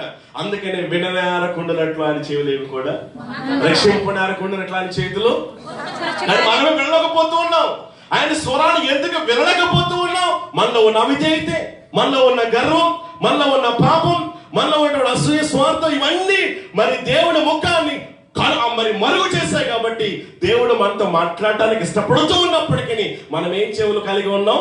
అలాంటి రకాల చెవులు కలిగి ఉన్నాం. మంచి చెవులు కలిగి ఉంటే కనుక ఎప్పుడు కూడా దేవుడు మనతో మాట్లాడటానికి సిద్ధంగానే ఉంటున్నాడు. కాబట్టి ఈ రోజు నుంచి మనం ఏం మాట్లాడాలి చెప్పండి? మంచి మాటలు వినాలి, మంచి మాటలు మనం పలకాలి, ఇతరులు ఆదరించే మాటలు, ఇతరుల్ని ప్రోత్సాహపరిచే మాటలు, ఏమంటే ఇతరుల్ని బలపరిచే మాటలు ఏం చెప్పండి? మనం విశ్వాసులుగా, తోటి సహోదరులుగా ఒకరినొకరు మనం హెచ్చరించుకుంటూ ఉండాలి, ప్రోత్సాహపరుచుకుంటూ ఉండాలి. ఒకసారి జ్ఞాపకం చేశాను, ఇప్పుడు విశ్వాసులుగా ఎవరైనా ఒక దగ్గరికి వెళ్ళామనుకో, బలహీనంగా ఉన్నారు, చాలా అనారోగ్యంతో ఉన్నారు, శ్రమతో బాధపడుతున్నారు, వ్యాధంతో బాధపడుతూ ఉన్నారు, వారి దగ్గరికి వెళ్ళి ఏం చేయాలి చెప్పండి? నీ మాట ఎలా ఉండాలి? ఓదార్చే మాటగా, వారిని బలపరిచే మాటగా. ఏమండి వారు చూడండి మాట చెబుతా ఉంటండి, వారు లేచి కూర్చుని ఎవడు బలపడేటువంటి మాట నీవు మాట్లాడాలా. అంతేగాని మనం ఏం మాట్లాడకూడదు చెప్పండి? మా ఇంట్లో కూడా, మా ఇంటి పక్కనే అమ్మ మొన్న ఇలాంటి సమస్య వచ్చింది, ఇలాంటి బాధ వచ్చింది, ఇలాంటి అనారోగ్యమే వచ్చింది, కానీ ఉంటుంది అనుకున్నాం, కానీ అన్న వాళ్ళకు రేపు చావలసిన ఆమె కనుక మనం సంభాషణ అందుకనే ఉప్పు వేసినట్లుగా రుచి, అంటే రుచికరమైన మాటలు మాట్లాడాలి, రుచికరమైన మాటలు మనం వినాలి. మన మాటలు ఎలా ఉన్నాయి చెప్పండి? రుచినివ్వాలి. ఏమన్నా మన మాటలు అటువంటి కృపా సహితమైనదిగా, యేసయ్య మాట ఆదరణించేది. అటువంటి యేసయ్య మాటలా మనం ఏం చేయాలి చెప్పండి? మనం మాట్లాడి ఇతరులు మనం ఏం చేయాలి చెప్పండి? ప్రోత్సాహపరచాలి, బలపరచాలి. వినే చెవులు ధన్యకరములు. అందుకే ఏమన్నాడు తెలుసా? జాగ్రత్త, యేసయ్య రాబోతూ ఉన్నాడు, దుర్దినాల్లో ఉన్నావు కాబట్టి నువ్వేం వింటున్నావో నీవు ఆలోచించుకో, జాగ్రత్తగా ఉండు. ఓ రోజు రాబోతా ఉంటా ఉంది. ఈ రోజు కనుక సత్యమైన వాక్యాన్ని వినకపోతే కనుక దేవుడికి ఒక రోజు మనం లెక్క అప్పచెప్పాలా చెప్పకూడదా? ఈ లోకంలో మనల్ని ఎవరు అడగకపోయినప్పటికీ క్రీస్తు న్యాయపీఠం ఎదుట మనం అందరము కూడా ప్రత్యక్షము కావాలి. కాబట్టి జాగ్రత్తగా ఉంటాను. రెండవ అంశంలోకి వస్తూ ఉన్నాను. 1 కొరింథీ పత్రిక 10వ అధ్యాయము 12వ వచన భాగం నుంచి చదువుదాం. 1 కొరింథీ పత్రిక 10వ అధ్యాయము 12వ వచన భాగం చదువుదాం. తాను నిలుచున్నానని తలంచుకునేవాడు పడకుండునట్లు ఏం చేయాలంట? జాగ్రత్తగా చూసుకోవాలి. ఒకటి, ఏ విషయాలు జాగ్రత్తగా ఉండాలి? మనం ఏం వింటున్నామో జాగ్రత్తగా ఉండాలి. రెండవది, పడిపోకుండానట్లు జాగ్రత్తగా ఉండాలంట. జాగ్రత్తగా ఉండే నా ప్రియదేని బిడ్డలారా, పడిపోకుండానట్లు అంటే తాను నిలుచున్నానని తలంచుకొనువాడు పడకుండానట్లు అన్నాడంటే గనక అక్కడ ఏముందని చెప్పాలా? ఏముందని? పడిపోయే అవకాశాలు ఉన్నాయి. జాగ్రత్త. నీతి మొత్తం అనుకుంటున్నావేమో, ప్రతి వారం మందానికి వస్తున్నాడు కదా అనుకుంటున్నావేమో, నేను ఏ తప్పు చేయట్లేదు కదా అనుకుంటున్నావేమో, అయినా సరే పడిపోయే అవకాశాలు ఉన్నాయి. ఎందుకో తెలుసా? నిన్ను పడేయటానికి ఒకడు ప్రార్థించకుండా, భక్తి చేయనివ్వకుండా, విశ్వాసంలో అభివృద్ధి అవనివ్వకుండా, మందిరానికి రానివ్వకుండా ఆలోచించండి. సాతానుడు ఏం చేస్తూ ఉన్నాడు? తిరుగులాడుతూ ఉన్నాడు. దినాలు చెడ్డవి. అందుకని ఏమన్నాడు? ఏం వింటున్నావో జాగ్రత్తగా ఉండు. రెండవది, పడిపోకుండానట్లు మెలకువ కలిగి ఉండు, నిబ్బరమైన బుద్ధి కలిగి ఉండు, స్థిరమైనటువంటి మనస్సు కలిగి ఉండు. నీ మనస్సుకు ఒక ప్రాకారాన్ని కట్టుకోమని చెప్పేసి దేవాదేవుడు ఏం చేస్తూ ఉన్నాడు? మనల్ని హెచ్చరిస్తూ ఉన్నాడు. అందుకనే సామెత గ్రంథంలో ఒక అద్భుతమైన మాట జ్ఞానుడు సొలొమోను అంటున్నాడు. 16వ అధ్యాయము 32వ వచన భాగంలో గనక మనం చదివినట్లయితే గనక జ్ఞానుడు సొలొమోను ఏమన్నాడు తెలుసండి? శ్రేష్ఠుడు చూడండి, పట్టణము పట్టుకొని వాని కంటే చూడండి తన మనస్సును స్వాధీనపరుచుకునివాడు శ్రేష్ఠుడు. దేవునికి స్తోత్రం కలిగిన గాక. పట్టణమును పట్టుకొని వాడి కంటే ఎవడు శ్రేష్ఠుడంట? ఎవడు బలవంతుడు? ఎవడు గొప్పోడు? చెప్పాలి. ఎవడు గొప్పోడు? మనస్సును స్వాధీనపరుచుకునివాడు. కానీ మనస్సుకు ఏముండు చెప్పండి? మనకి ప్రాకారం లేదు కాబట్టి హద్దులు దాటేస్తూ ఉన్నాం, పడిపోతూ ఉన్నాం. అయితే ఈ మధ్యాహ్న కాల సేవలో ప్రభు మనతో మాట్లాడుతూ పడిపోయి నీవు మరలా తిరిగి రావాలని దేవునికి ఉద్దేశం. పడిపోయిన నీవు దేవుడు బాగు చేయడానికి ఇష్టపడుతూ ఉన్నాడు. విలువైన పాత్రలుగా, విలువైనటువంటి వారంగా ఉండాల్సిన నీవు నేను కూడా ఏం చేస్తావు? పాపం చేస్తావు, దేవుడికి దూరం అయిపోయావు. మనం ఏం చేస్తున్నాం? ఒకవేళ దేవుడికి దూరంగా ఉంటే కనుక ఈరోజు తిరిగి రావాలని దేవుడు ప్రేమతో పిలుస్తూ ఉన్నాడు అన్నమాట. ఎవరి దగ్గర 20 దినాల నోటు ఉందా? 20 దినాల నోట్ లేదు ఎవరి దగ్గర? 10 దినాల నోటు ఉందా? ఇచ్చేస్తానండి మళ్ళీ, నాకు వద్దు. దేవునికి స్తోత్రం కలిగిన గాక. అంటే ఉందా అనేసరికి వాళ్ళకి ఇచ్చేస్తారంటే కనుక జేబులు తడుముకుంటున్నారండి. దేవునికి స్తోత్రం కలిగిన గాక. హల్లెలూయా. చాలా సంతోషం. శ్రీని గారు పట్టుకొస్తా ఉన్నారు. పడిపోయిన నీవు నేను కూడా ఏం చేయాలి చెప్పండి? పడకుండానట్లు మనం జాగ్రత్తగా ఉండాలి. ఇది చెప్పండి, ఇది ఎంత? 10 దినాలు కదా. ఇది ఎంత విలువైనది అంటే కనుక చాలా చాలా విలువైనదే కదా, చాలా విలువైనది. ఇప్పుడు ఈ 10 దినాల నోట్ నేను ఏం చేస్తానంటే కనుక ఇలా నలిపేస్తాను అనుకోండి, బాగా నలిపేస్తాను. ఇది ఇంకా నలిపేస్తాను అనుకోండి, ఇంకా నలిపి ఏం చేస్తాను? ఇది మీకు కావాలా అన్నాను అనుకోండి. ఎంతమంది కావాలి? శ్రేణి గారు కావాలా? అసలు మనసులో మాట చెప్పండి వాస్తవంగా. దేవునికి స్తోత్రం కలిగిన గాక. ఎందుకు కావాలి చెప్పండి? దీని విలువ ఏం చేయలేదు, తగ్గలేదు, పోలేదు. దీని కింద పడేసి దాని కాళ్ళతో త్రొక్కి వేసినప్పటికీ ఎవడు బాగా నలిపేశాను, చేతితో నలిపాను, కాళ్ళతో నలిపాను. నలిపి డబ్బులు ఎంత దండం పెట్టుకుంటారండి. నలిపి కాళ్ళతో కూడా తొక్కేస్తాను. ఇప్పుడు కావాలా మీకు? ఎందుకు కావాలి? దీని విలువ మనం కూడా ఒకప్పుడు విలువైనటువంటి వారమే. అయితే సాతాను ఏం చేశాడంటే బాగా నలిపి కాళ్ళతో వేసి తొక్కేసి నేను ఎందుకు పనికి రాకుండా ఒక మూలను పడేశాడేమో. ఇక నా పని అయిపోయింది అనుకుంటున్నావేమో, నా వల్ల కావట్లేదు అనుకుంటున్నావేమో. అయినా సరే నువ్వు విలువైన వాడవు, విలువైన ధనము దేవునికి కావాలా? దేవుడు నిన్ను వాడుకోవడానికి ఇష్టపడుతూ ఉన్నాడు. దేవుడు తన బలమైన అభిషేకాన్ని ఎక్కించి మన విలువైన పాత్రగా, యోగ్యమైన పాత్రగా, అందరి చేత శభాష్ అనిపించినటువంటి పాత్రగా ఈ రోజున దేవుడిని చేయడానికి ఇష్టపడుతూ ఉన్నాడు. అయితే చేయాల్సిందల్లా ఒకటేంటో తెలుసా? ప్రభువా, సాతాను అలా నలిపేశాడు, అలా నలిపి కాళ్ళతో వేసి చితకలు దొరికేశాడు. ప్రభువా, నేను లేవలేకపోతున్నాను, ఈ రోజున నీ చేతులను పట్టుకోవా అంటే గనక తన చేత్తో పట్టుకుని ఏం చేస్తా తెలుసా? పైకి లేవనెత్తుతాడు. ఆలోచించిన విలువైన పాత్రగా, యోగ్యమైనటువంటి పాత్రగా ఆలోచించిన ప్రియమైన బిడ్డలారా, అర్హతమైన పాత్ర దేవుడిని వాడుకోవడానికి ఆయన ఇష్టపడుతూ ఉన్నాడు. ఈ మధ్యాహ్న కాల సమయంలో ఎప్పుడో తెలుసా? పడిపోయిన నీవు మరలా తిరిగి లేచి వచ్చినప్పుడు. బుద్ధి లేదు కాబట్టి ఏమైపోయాడు వాడు? దూరంగా వెళ్ళిపోయాడా లేదా? బుద్ధి వచ్చిన తర్వాత ఏం చేశాడు? తిరిగి వచ్చాడా లేదా? అయ్యో, నాశనం అయిపోయింది, సర్వస్వం నాశనం చేసుకున్నాడు. ఇక ఏం ముఖం నా తండ్రికి చూపించాలా? అయినా సరే నేను వెళ్తాను. నా తండ్రి ఏం చేస్తాడు? నన్ను చేర్చుకుంటాడు. ఒకవేళ చేర్చుకోకపోయినా పర్వాలేదు, నేనేం చేస్తాను తెలుసా? అయ్యా, నీ కూలి వారిలో ఒకరిగా పెట్టుకోమని చెప్పేసి బ్రతమలాడతానని చెప్పేసి ఏం చేస్తా ఉన్నాడు? ప్రయాణమై బయలుదేరి వచ్చేస్తా ఉంటాడంటే కుమ్మానికి ఎన్నో ఆలోచనలు, ఉద్దేశాలు ఉంటాయా ఉండవా? ఎన్ని రకరకాల ఉద్దేశాలు. నా తండ్రి ఏమంటాడు, నా తండ్రి మనసు ఎలాంటిదో, ఇప్పుడు ఏ పరిస్థితిలో ఉందో, అసలు నన్ను రాణిస్తాడా, అసలు నన్ను ప్రేమిస్తాడా, నా మీద ప్రేమ ఉందా, తగ్గిపోయిందా, రకరకాల ఆలోచనలు. అటువంటి పరిస్థితిలో కుమారుడు వస్తా ఉన్నప్పుడు లేచి పరుగెత్తుకుంటూ వెళ్ళిపోయి కుమారుడు మెడ మీద పడి ఏం చేశాడు?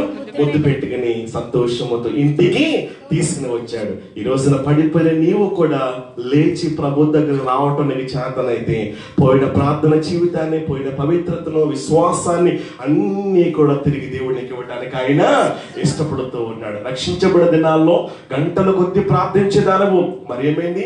ప్రార్థన జీవితం పడైపోయింది, పడగొట్టేస్తున్నావు, కూలిపోయింది, నాశనం అయిపోయింది.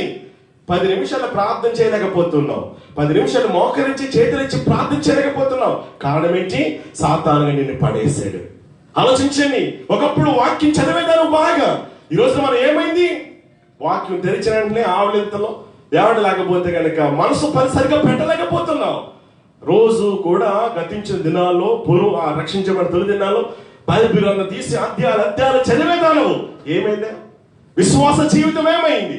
ఈ రోజున పడిపోయావేమో, నీ ప్రాకారం కూలిపోయిందేమో, తిరిగి మరలా కట్టుకోమని చెప్పేసి దేవుడు ప్రాధేయపడుతూ ఉన్నాడు. రా ప్రభు దగ్గరికి రా. ప్రభు దగ్గరికి వస్తే గనక ప్రభు తప్పనిసరిగా నిన్ను బాగు చేయడానికి ఆయన ఇష్టపడుతూ ఉన్నాడు. పడిపోయే అవకాశాలు ఉన్నాయి. సేవకులైనా, పెద్దలైనా, విశ్వాసులైనా, ఎవరినైనా సరే సాతాను ఏం చేస్తాడు చెప్పండి? పడవేయటానికి సిద్ధంగా ఉంటాడు. వాడి పని పడవేయటమే, నాశనం చేయటమే.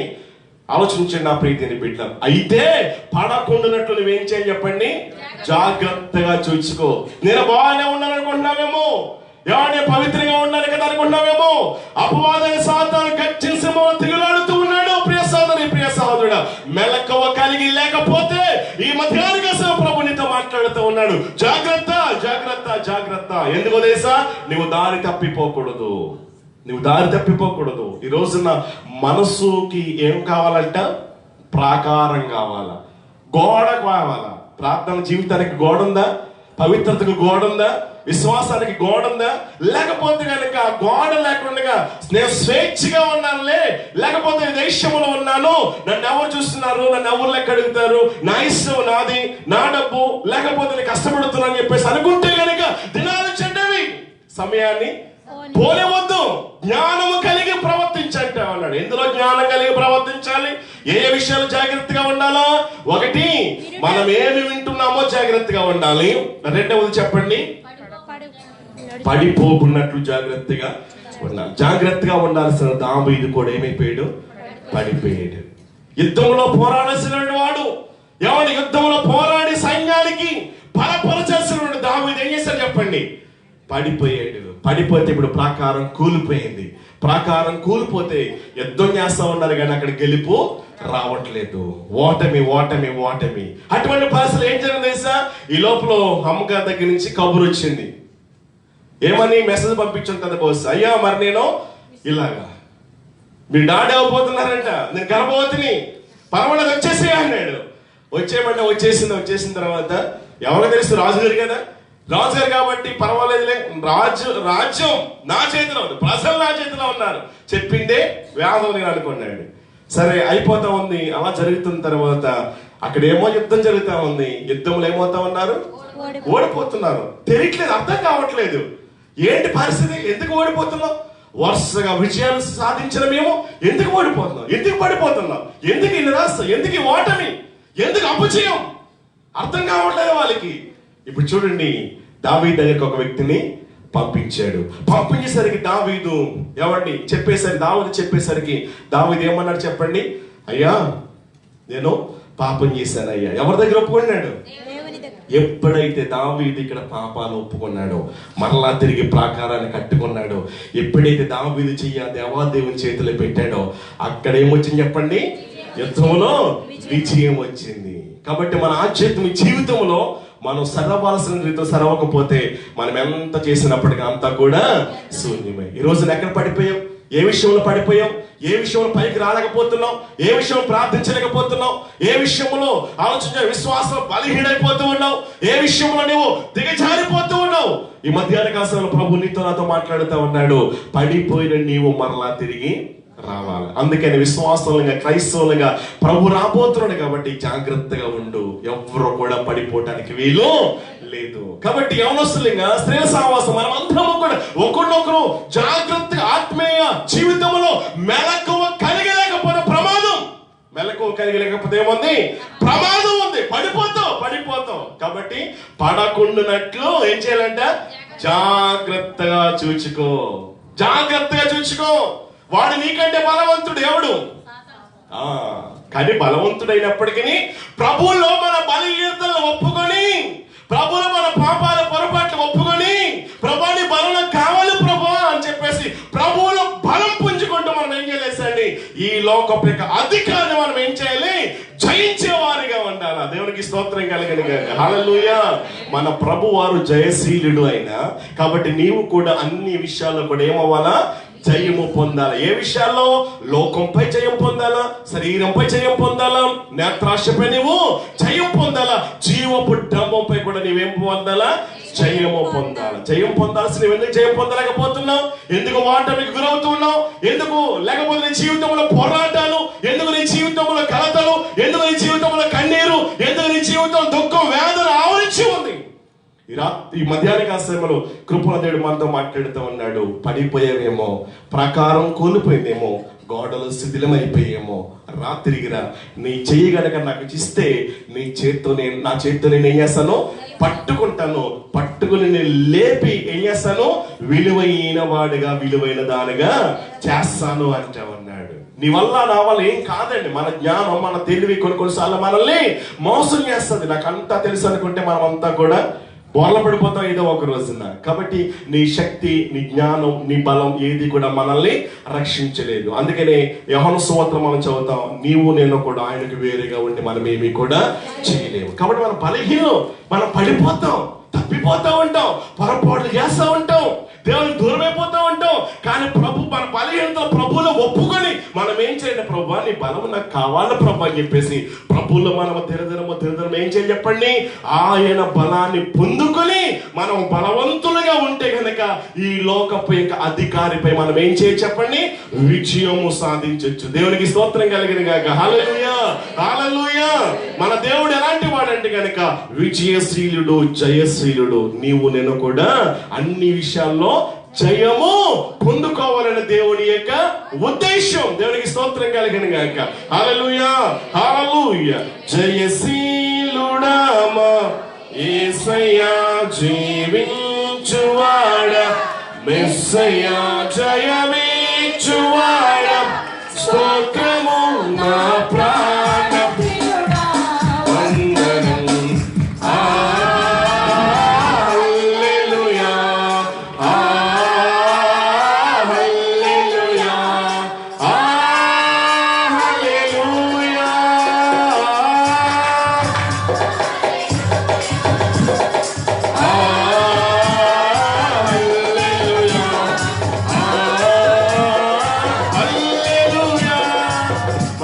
ఎవరు చెప్పండి?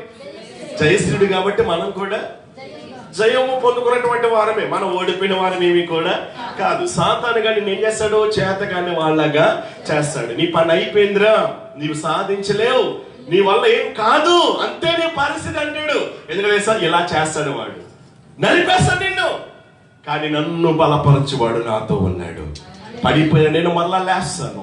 పడిపోయిన ఆత్మీయ జీవితం వల్ల నన్ను ఉద్ధరించడానికి, బాగు చేయడానికి, నా కోసం చాచిన 2 చేతులు నా వైపు చాపుతూ ఉంటుండగా నువ్వు గ్రహించి, పడిపోయాను ప్రభా, తప్పిపోయిన ప్రభా, నా వల్ల కావట్లేదు, నా వల్ల నాకేం అర్థం కావట్లేదు, దిక్కుతోచిన పరిశ్రమ ఉన్నాను ప్రభా, నన్ను లేవనెత్తు ప్రభా, నీ కృప చేత నన్ను బలపరచు ప్రభా అంటే గనుక బలహీన సమయంలో బలపరిచే దేవుడు మన దేవుడు. బహుశా నువ్వు అనుకోవచ్చు, నాకు జ్ఞానం లేదండి, తెలివి లేదండి, నేనెందుకు పనికి వస్తానండి అనుకుంటున్నావా? ఆలోచించండి. నాకేం రాదండి అనుకుంటున్నావా? దేవుని వాక్యం ఏం చెబుతా ఉంది? లోకములో ఉన్నటువంటి జ్ఞానులను సిగ్గుపరచడానికి దేవుడు ఏం చేశాడంట? జ్ఞానము లేని వారిని ఎన్నుకున్నాడంట. బలవంతులను బలహీనపరచడానికి ఏం చేశాడు చెప్పండి?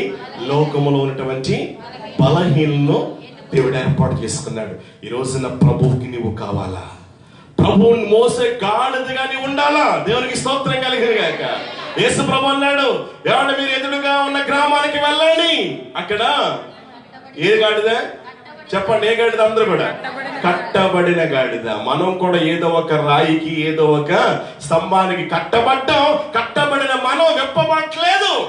ఈ రోజున పడిపోయావు, ఈ రోజున విప్పబడాలి. నీవు విప్పబడితే యేసయ్యను మోసే గాడిదగా ఈ రోజు నుంచి నీకు చేతనైతే గనక ఎందుకు పనికిరాని ఆ గాడిదకి ఇప్పుడు ఏమొచ్చింది చెప్పండి? బహుశా గాడిద లోపల ఎంత సంతోషమో, నోరుంటే గనక దాని ఆనందం ఎంతగా వర్ణిస్తుంది అంటారు. ఒక్కసారి ఆలోచించండి. నన్ను అలాగన్నారు, ఇలాగన్నారు, నన్ను ఇక్కడ నా పని ఇంతే, నన్ను ఎంతగా చూశారు, కానీ ఈ రోజు చూసారా నేను ఎంత విలువైన వాడనో అని చెప్పేసి బహుశా ఎవడి గాడి దగ్గర మైకిచ్చామనుకో నేను ఎట్లా ఉంటాను ఒకసారి ఆలోచించండి. కానీ విలువలేని గాడిదను దేవుడు ఈ రోజున విలువలేని వాళ్ళం మనం. ఒకప్పుడు విలువైనటువంటి వారమే, కానీ ఏదో ఒక పాపం చేసి మనం దేవునికి దూరం అయిపోయాం, పడిపోయి నీవు మళ్ళీ ఏం చేయాలి చెప్పండి? తిరిగి ప్రభు దగ్గరకు రావాలా. దేవునికి స్తోత్రం కలిగిన హల్లెలూయా. కొడుకునే కాదనుచు, గృహమే చెరసాలనుచు, కోపించి వెళ్ళేది కోలేవాని కనైనా నీ ఇంట పనికి కనికరమే కోరుదు. కాదనకు నా తండ్రి దిక్కెవ్వారును లేదు, క్షమించిదో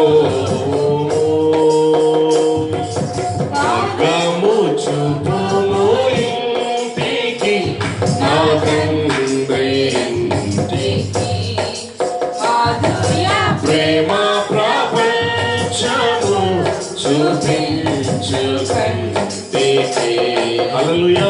ఈ రోజున మార్గము చూపించడానికి ఆయన ఇష్టపడుతూ ఉన్నాడు. ఎప్పుడు తెలుసా? తప్పిన కుమారుడు వల్లే మరలా నీవు తిరిగి దగ్గరికి వస్తే కనుక ఆ ఇంటిలోనికి రావాలని దేవుడు ఆశపడుతూ ఉన్నాడు. ఎక్కడికి వచ్చేద్దాం? ఇంటికి వద్దామా వద్దా? మన బలహీనతలు ఒప్పుకుందామా వద్దా? మన పొరపాటు ఒప్పుకుని ఏం చేద్దాం? ప్రభులో బలాన్ని పుంజుకొని ఏం చేద్దాం? ప్రభులో మనం బలవంతులుగా ఉంటూ ప్రతి శోధనపై మనం ఏం చేద్దాం?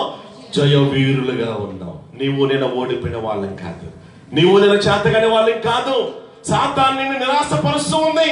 సాతాను నీ జీవితంలో వాటమి రుచి చూస్తూ ఉన్నాయేమో. ఈ రోజు అద్భుతమైన విజయాన్ని దేవునికి ఇవ్వడానికి ఆయన ఇష్టపడుతూ ఉన్నాడు. విజయము నీదే. ఎందుకు తెలుసా? మన దేవుడు జయశీలుడు, విజయశీలుడు. ఓ మరణమా నియములు ఎక్కడని చెప్పేసి ఆలోచించిన నా ప్రీతిని బిడ్డలారా, విజయ కేక వేసిన దేవుడు ఈ రోజు ఆయన ఎవరైతే అంగీకరించి తప్పిదాల పొరపాట్లు ఒప్పుకుంటారో వారి జీవితంలో కూడా వారందరికీ కూడా అత్యధికమైన విజయం ఇవ్వడానికి ఆయన ఎవరు రెడీ. కానీ మనమే రెడీగా ఉండడం లేదు. దేవునికి స్తోత్రం కలిగిన కాక ఈ రోజు నీవు రెడీ అయితే ఆయన కూడా ఆశీర్వాదపైక వర్షం నీ మీద కుమ్మరించబడుతుంది. ఎప్పుడు చెప్పండి? పడిపోయి నీవు తిరిగి ఆయన దగ్గరికి వచ్చినప్పుడు. నీ దగ్గర బలం లేదు, మన దగ్గర అవును మన బలహీనమే, కానీ ప్రభు బలపరిచేవాడు. దేవునికి స్తోత్రం కలిగిన గాక. హల్లెలూయా. ఒకటి చెప్పండి, ఏ విషయాలు జాగ్రత్తగా ఉండాలా? వినుటలో జాగ్రత్తగా ఉండాలా. రెండవది పడిపోకుండానట్లు జాగ్రత్తగా ఉండాలి. చివరిది చెప్పేసి ప్రార్థన చేస్తారు. మార్కు సువార్త 8వ అధ్యాయము 15వ వచన భాగం. మార్కు సువార్త 8వ అధ్యాయము 12వ వచన భాగం. త్వరగా సహాయం చేయండి. ఆయన ఆత్మయందు పెద్ద నిట్టూర్పు విడిచి మార్కు 8:15. ఆయన చూచుకొనుడి. పరిసయ్యులు చూడండి, ప్రభు వారు హెచ్చరిస్తూ ఉన్నాడు. చూచుకోండి. ఏం చూసుకోవాలా? ఏం జాగ్రత్తగా ఉండాలంట? చదవమ్మా. పరిసయ్యులు పులిసిన పిండిని గూర్చి హేరోదు పులిసిన పిండిని గూర్చి చూసారా, జాగ్రత్త పడుడని వారిని హెచ్చరించాడంట. ఏమని హెచ్చరించాడంట? పులిసిన పిండి, తర్వాత అంటే హేరోదేగా పులిసిన పిండి, తర్వాత పరిసయ్యుల పులిసిన పిండి. ఇప్పుడు చూడండి, పులిసిన పిండి ఎంత అయినప్పటికీ మంచి పిండిని ఏం చేస్తామంటది? అదంతా కూడా ఏం చేస్తుంది? పాడు చేస్తుంది. అంటే పులిసిన పిండి దేనికి సాదృశ్యంగా ఉందంటే పాపమునకు చెడుగుకు సాదృశ్యంగా గుర్తుగా ఉంటా ఉంది. పులిపిండి అనేటువంటి పాపము మనలో ఉంటే మన జీవితం అంతా కూడా సర్వ నాశనమే. కాబట్టి అది చిన్న పాపం. అందుకే పౌలు ఏమంటాడు? సులువుగా చిక్కులు పెట్టు ప్రతి విధమైన పాపము నుండి పారిపోవాలంట. చిన్న పాపమే. అసలు పాపం అంటే ఏంటి? ఆజ్ఞ అతిక్రమమే పాపం. దేవుని మాట వినలేదు ఎవరు? ఏలాల్సిన వారు, అనుభవించాల్సిన వారు, అధికారం పొందుకొని ఏమండి అటువంటి గొప్ప ఆధిక్యతను వాళ్ళు ఏమైపోయి చెప్పండి కోల్పోవడం గల కారణం ఏంటి అంటే గనక చిన్న పాపమే, అవిధేయత, మాట వినలేదు. ఆలోచించండి. కాబట్టి ఈ మధ్యాహ్న కాలం దేవదేవుడు మాట్లాడుతూ ఉన్నాడు, మన జీవితాన్ని అపవిత్రపరిచేది ఏదైనా సరే మనలో ఉంటే అది ఏం పిండి చెప్పండి? పులిసిన పిండి. పులిసిన పిండి చిన్నదే ఉండొచ్చు, అదంతా కూడా మన జీవితానికి నాశనం తేకముందే ఏం చేయాలి చెప్పండి? పులిసిన పిండి గురించి మనం జాగ్రత్తగా ఉండాలి. నిషిద్ధమైనది ఏది కూడా నీలో నాలో ఉండటానికి వీలు లేదు. దానిలో ఏ కోశాన కూడా ఎక్కడ కూడా పులిసిన పిండి అనేది ఉందా లేదా? ఉన్నదా లేదా? అసలే దానియేల్లో ఎవరి లోపమైనను తప్పైనను దానియేల్లో కనుగొనలేకపోయారు అంట. కారణం ఏంటో తెలుసా? దానియేలు అంత పరిశుద్ధంగా జీవించాడు. దానియేల్లో నిషిద్ధమైనది ఏది కూడా లేదు. దానియేలో ఏ పులిసిన పిండి లేదన్నమాట. అందుకని దేవుని దృష్టిలో అంత యథార్థంగా పవిత్రంగా జీవించగలిగాడు. కాబట్టి ఏం జరిగింది చెప్పండి? హెచ్చించడా లేదా? దేవుడు గణపరచడా లేదా? మంచి హోదాలో మరి దానియేలు నిలబెట్టాడా లేదా? కారణం ఏంటి? దానియేలులో పులిసిన పిండి ఏది కూడా లేదు. నీలో నాలో పులిసిన పిండి ఏముంది? అవిధేయత, గర్వమా, స్వార్థమా, అసూయ, కక్ష, పగ, ఈర్ష, కలహం, జగడం, అల్లతో కూడిన ఆటపాటలు ఇవి ఉన్నాయా? ఇవన్నీ పాపముతో సంబంధమే. ప్రభా, ఈ రోజున ఆ పులిసిన పిండి నేను తీసి పారేస్తా ఉన్నాను ప్రభా. ఆ అసూయ అనేటువంటి పులిసిన పిండి, కోపం అనే అసూయ పులిసిన పిండి ఉండటం వలన కుటుంబాన్ని నాశనం చేసుకుంటూ ఉన్నాడు, స్నేహాన్ని నాశనం చేసుకుంటున్నాను, నీతో సరిగా సహవాసం చేయలేకపోతూ ఉన్నాను. పులిసిన పిండి నాలో నుండి పూర్తిగా తీసివేయి ప్రభా, నన్ను పరిశుద్ధపరచు, నీతిమంతులుగా చేయి ప్రభా అంటే గనుక పరిశుద్ధాత్మ దేవుడిని బలపరచడానికి ఆయన ఇష్టపడుతూ ఉన్నాడు. ఒక మాట చదివి కాస్త ముందుకు వెళ్దాం. చూడండి, అపోస్తలుడైన పౌలు కొరింథీయులకు రాసిన పత్రిక 2వ అధ్యాయము 6 నుంచి 6వ అధ్యాయము 16-18 వచనాలు కలిసి ఉంటాయి. ఆ వచనాలు కనుక మనం జాగ్రత్తగా పరిశీలన చేసినట్లయితే దేవాదేవుడు మాట్లాడుతున్న మాట 6:16. చూడండి, దేవుని ఆలయమునకు ఏమి పొందిక? మనము జీవము గల దేవుని జాగ్రత్తగా వినండి. మనం ఎలాంటి వారం అంట? జీవము గల దేవుని ఆలయమై ఉన్నాము. అందుకు దేవుడిలా సెలవిస్తూ ఉన్నాడు. ఏమని? మనం ఎవరో చెప్పండి? జీవము గల దేవుని ఆలయం అన్నాం. కాబట్టి దేవుడు ఏం కోరుకుంటున్నాడు? మనల్ని నిషిద్ధమైనది ఏది కూడా మనలో ఉండకూడదని దేవుడు కోరుకుంటున్నాడు. ఆ తర్వాత చూడండి, నేను వారిలో నివసించి ఏం చేస్తాను? సంచరిస్తాను. చూసారా, నేను వారిలో నివసించి ఏం చేస్తాను? సంచరిస్తాను. నేను వారికి దేవుడినై ఉంటాను, వారు నాకు ప్రజలై ఉంటారు. చూసారా, వినండి జాగ్రత్తగా, ఒక్క నిమిషం. దేవుడు ఏం కోరుకుంటున్నాడు? మీరు జీవము గల దేవుని ఆలయమై ఉన్నారు. అందుకు దేవుడు ఏమంటున్నాడు? నేను మీకు దేవుడిగా ఉంటాను. దేవుడిగా ఉంటే ఏం చేస్తాను? నేను మీలో నివాసం చేస్తాను. అంత మాత్రమే కాదు, మీలో నేను సంచరిస్తాను. మీకు దేవుడిగా ఉంటాను, మీరేమో నాకు ప్రజలుగా ఉంటారు. నేను మీకు దేవుడిగా ఉండాలంటే, నేను మీలో నివాసం చేయాలంటే, సంచరించాలంటే, మీరు నాకు ప్రజలుగా ఉండాలంటే అక్కడ ఒక కండిషన్ పెట్టాడు అనమాట. ఏంటో తెలుసా? కావున మీరు వారి మధ్య నుండి చూడండి బయలు వెడలి. ఇదండి దేవుడు కోరుకుంటా ఉన్నాడు. ఏం కోరుకుంటున్నాడు? ప్రత్యేకముగా ఉండండి అంటా ఉన్నాడు. మనము ఈ లోకానికి సంబంధించిన వారము కాదు కాబట్టి, లోకానికి సంబంధించిన వారము కాదు కాబట్టి లోకస్తులతో మనం ఏం చేయకూడదు చెప్పండి? స్నేహము చేయకూడదు, సహవాసం చేయకూడదు. ఒకవేళ లోకస్తులతో మనం స్నేహం చేసాం, సహవాసం చేసాం అనుకో, మన ఆత్మీయత ఏమవుద్ది? పాడైపోద్ది. మన పవిత్రత పాడైపోద్ది. ఒకవేళ వారితో స్నేహం చేస్తే నీ ఆత్మీయత, ప్రార్థన జీవితం, విశ్వాసము, యథార్థతను కోల్పోతుందని చెప్పేసి నీకు తెలిసినప్పుడు ఏం చేయాలి? వారికి దూరంగా ఉండాలా. దుష్టులతో సాంగత్యం ఏంటి? మీరు పరిశుద్ధపరచబడిన వారు కాబట్టి లోకానికి వేరే బ్రతకని దేవుడు చెప్పాడా లేదా? మీరు ప్రత్యేకంగా ఉండమని దేవుడు ఆశపడ్డాడు. కాబట్టి పులిపిండి లేకుండా మనం ఏం చేయాలంటే దేవుని కొరకు ప్రత్యేకించబడినటువంటి వారంగా ఉండాలి. ఈ లోకంలో ఉన్నటువంటి మలినాన్ని మనం అంటించినటువంటి వారంగా ఉండకూడదు. వేషధారుల వల్ల మనము ఉండకూడదు. పైకి భక్తి కలిగి ఉంటూ దాని శక్తిని ఆశ్రయపడినటువంటి వారుగా ఉండకుండా ఏం చేయాలి చెప్పండి? ప్రత్యేకముగా ఉండాలంట. ప్రత్యేకంగా ఉంటూ దేవుడి నామాన్ని మనము మహిమపరిచేటువంటి వారంగా ఉండాలి. 3 విషయాల్లో జాగ్రత్తగా ఉండాలి. ఎందుకు జాగ్రత్తగా ఉండాలి? దుర్దినాల్లో మనం ఉంటూ ఉన్నాం. యేసయ్య రాకడది సమీపంలో ఉంది. యేసయ్య వస్తాడా రాడా చెప్పండి? ఇందాక ప్రారంభంలో జ్ఞాపకం చేశాను. ఈ సూచనలన్నీ కూడా జరుగుతున్నాయా లేదా? జరుగుతూ ఉన్నాయి. నేను ఇందాక చెప్పడం మర్చిపోయాను. మొన్నటి సంవత్సరంలో వాళ్ళు యూదులందరూ మళ్ళీ యెరూషలేముకు వస్తూ ఉన్నారు. యెరూషలేములో అక్కడ ఆ యొక్క మసీదులో వారు ప్రార్థన చేసుకుంటా ఉంటండి, బాంబులు పట్టుకుని వాళ్ళందరినీ చెప్పేద్దామని చెప్పేసి అనుకుంటే కనుక వాళ్ళందరూ కూడా శాంతమయ్యి మరలా ప్రార్థన చేద్దాం, ఎవడు ప్రార్థన చేసి దేవుడు గొప్ప కార్యం చేస్తాడని చెప్పేసి ఆ రోజు అలా వారు చేయలేదు. ఎందుకు తెలుసా? ఇవన్నీ రాకడ సమీపంగా ఉన్నాయి. 3వ మందిరము త్వరలో తిరిగి కట్టబోతూ ఉన్నారు. మొదటి మందిరం ఎవరు కట్టారు? సరే, దేవునికి స్తోత్రం కలిగిన కాక. 2వ రాకడ గురించి వచ్చే వారిని జ్ఞాపకం చేస్తారు. మొదటి మందిరం ఎవరు కట్టారు? 2వ మందిరం ఎవరు కట్టారో తర్వాత కడితే ఏమైంది? ఇప్పుడు 3వ మందిరం అంటే ఏంటి అసలు? అది ఎవరు కట్టాలి? యేసు ప్రభువు అసలు ఎక్కడికి వస్తాడు? ఎలా వస్తాడు? 2వ రాకడ నుంచి అద్భుతమైన సందేశాలు మనం వచ్చే వారం వినబోతూ ఉన్నాం. కాబట్టి మీరు అందరూ సిద్ధపడాలి. జ్ఞాపకం చేస్తూ ఉన్నాను, ఈ సూచనలన్నీ కూడా జరుగుతున్నాయా లేదా? ఆల్రెడీ చాలా జరుగుతూనే ఉన్నాయి. దీన్ని బట్టి యేసయ్య చెప్పండి, యేసయ్య త్వరలో రాబోతూ ఉన్నాడు. దేవునికి స్తోత్రం కలిగిన గాక. హల్లెలూయా, హల్లెలూయా. యేసు రాజుగా వచ్చుచున్నాడు, భూలోకమంతా విశ్వసించాడు. యేసు రాజుగా వచ్చుచున్నాడు, భూలోకమంతా విశ్వసించాడు.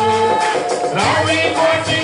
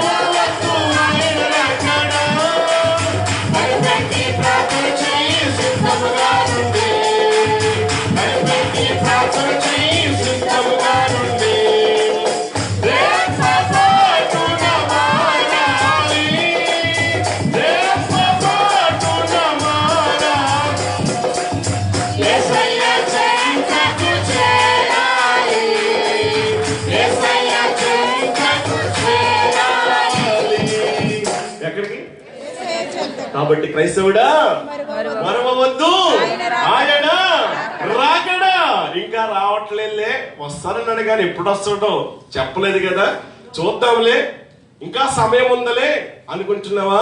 దినములు చెడ్డవి, దుర్దినములు రాకముందే, దేవుని ఉగ్రత నీ మీదకి రాకముందే ఆ రోజు అయ్యో ఎందుకు వినలేదు, అయ్యో ఎందుకు ఆ పని చేశాను, అయ్యో ఎందుకు వారి మాట ఇలాగన్నాను. గతంలో ఒక్కసారి వెళ్ళండి, అవును గతంలో అలా చేసి ఉండకపోతే, ఇలా చేసి ఉండకపోతే, వారి మాట వినకుండాంటే గనక అప్పుడే జాగ్రత్త వహిస్తే, అప్పుడే నేను చాలా జాగ్రత్తగా ఉంటే ఈ పని జరిగేది కదా, ఈ రోజు నీ స్థితిలో ఉండేవాడిని కాదు కదా. ఎందుకని? ఆ రోజు నిర్లక్ష్యంగా ఉన్నావు, ఆ రోజు అజాగ్రత్తగా ఉన్నావు, పట్టించుకోలేదు, అజాగ్రత్తగా ఉన్నావు. నిర్లక్ష్యం వల్ల ఎన్నో ఇబ్బందులు పడ్డాం, కష్టాలు పడ్డాం. అయితే ఈ రోజున ప్రభు అంటా ఉన్నాడు, దుర్దినములు రాకముందే, మంచి దినాలు ఉన్నాయి. ఆ దుర్దినములు రాకముందే, నువ్వు ఏడవకముందే ఏం చేయాలి చెప్పండి? తిరిగి ప్రభు దగ్గరకు వద్దాం. రక్షించబడకపోతే రక్షించబడదాం, మారు మనసు పొందకపోతే మారు మనసు పొందాం.